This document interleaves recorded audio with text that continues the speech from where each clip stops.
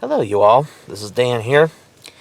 Today is December 5th, 2019, and today has been officially 10 years since I filmed the Sterling Heights Dodge Park Whelen 3000.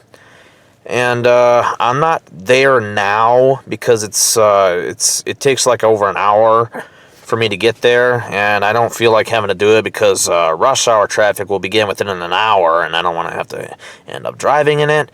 But instead of filming inside my bedroom, I decided to film at Emerson Middle School. Right where that light is where my siren used to be. But of course, topic today is not about my siren. It's about the Whelen that was at Dodge Park. So anyways, when I was filming the siren, YouTube user EL1998P71 was also filming a Whelen in Sterling Heights as well.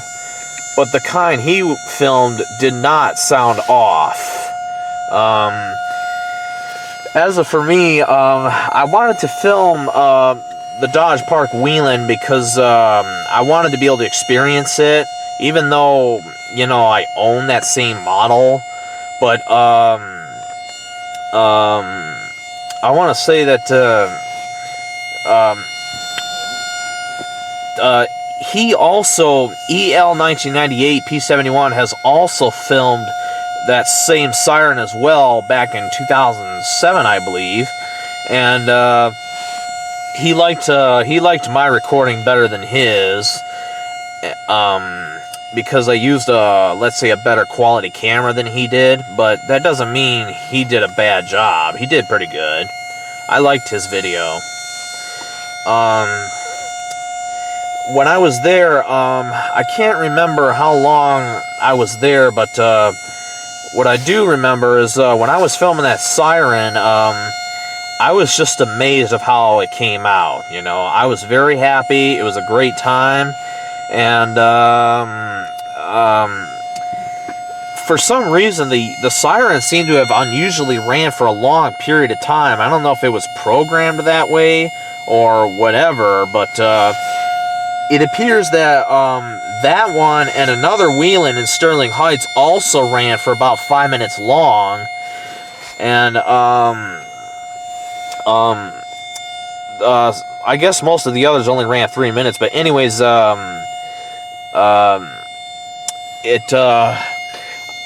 really enjoyed being able to film it because I liked the fact that I was able to hear an analog Whelen instead of like those Federal Signal Ultra voices that I was recording in Monroe County that same year, or at least, you know, all the sirens that are in Monroe County that uses the Federal Ultra voice controls. I just wanted to film a Whelen that still had its old analog controller, and I think Dodge Park was the perfect choice for me, and I took the chance there, and I really enjoyed it. When I was filming the siren,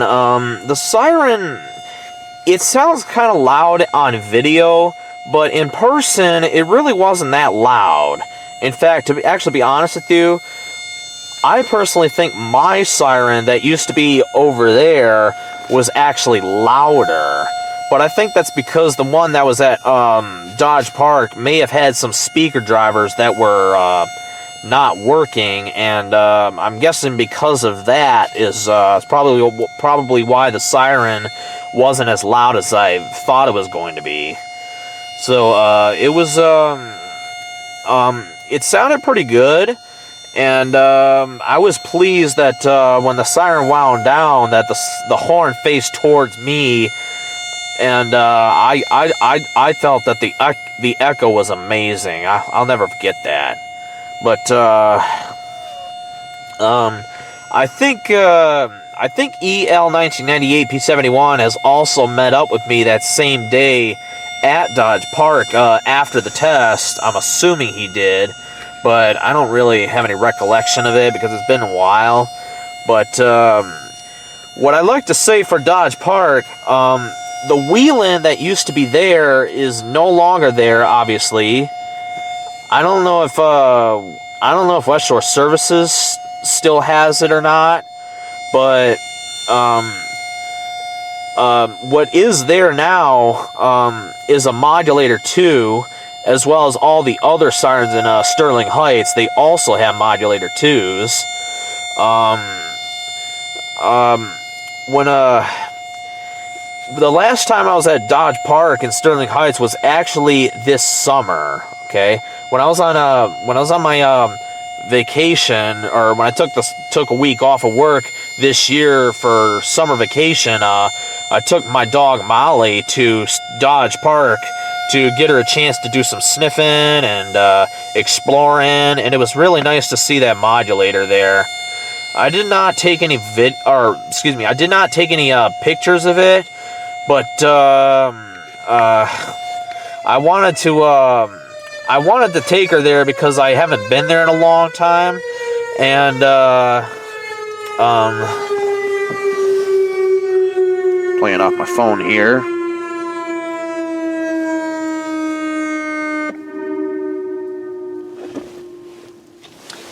So, anyways, when I was at Dodge Park, I took Molly out for a walk there, and we walked fairly close to the modulator. But what I could say about Dodge Park is it's gone through some pretty radical changes. Whoops, sorry about that. The Dodge Park, there's a new water park area really close to the siren where the bathhouse is. That if any of you are familiar with ever seeing the scenery of Dodge Park or where the siren is at, it's really gone through some pretty radical changes that, in my opinion, I think looks pretty nice. It's if any of you are familiar with Sterling Heights and Dodge Park in particular, you know how beautiful of a place it is. And there's a nice long trail that you can walk in that's in the woods. That it's surrounded by a creek and trees, and it's a really nice place. It's a good place to walk, to jog, to ride your bike, walk your dog, play on the equipment. Or, of course, you could stare at the siren if you want. I think what I do like to say, EL 1998 P71 has told me that Sterling Heights, their Whelens used to do voice announcements during their tests, but I think the last time they did it was in the early 1990s. That's what he told me, or at least that's what he last remembers. But he remembers that the kind of voice capability that the Whelens they had were not very reliable, and they were kind of I guess they were poor compared to what they do today. Because Sterling Heights now has Federal Signal Ultra Voice controllers, which are have better pre-recorded voice message that is more clear and more efficient, should I say. The kind of pre-recorded voice message that Sterling Heights does is better than what they originally had on their Whelens. And I lost track of how long they test. I'm assuming they still test 3 minutes long, but I haven't been that way in a long time. Or I haven't bothered to go back there to film a siren in Macomb County. But, what else do I want to say? I guess I could say that the Whelen that was there, it also had a Federal Signal Ultra Voice controller as well.